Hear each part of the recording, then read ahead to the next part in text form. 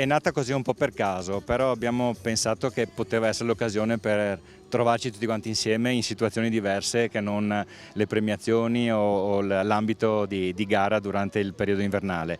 Credo che l'occasione si sia realizzata con l'appoggio di Alleghe Funivie e Alleghe in sé.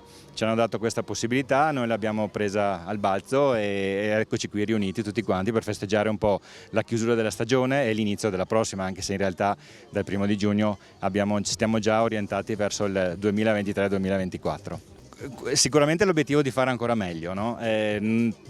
Tra pochi giorni festeggiamo i 9 mesi del nuovo consiglio, ci siamo trovati in corsa a fare di tutto e di più, non credo di poter dire che non è passato un giorno in cui non si è parlato di sci all'interno del nostro gruppo, ma questo non ci ha obbligato nessuno.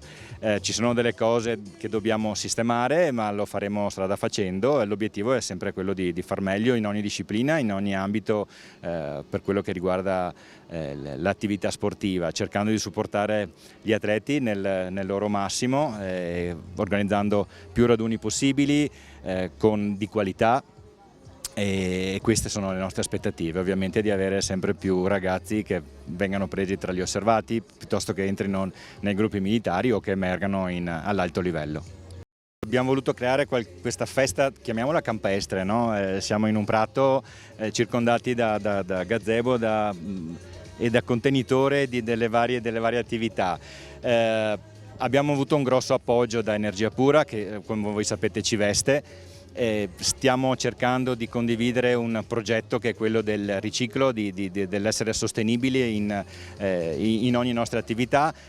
Si è aggregata con molto piacere Tecnica Group e quindi anche loro presenteranno determinate attività che possiamo sostenere perché noi facciamo parte di questo mondo con i nostri atleti.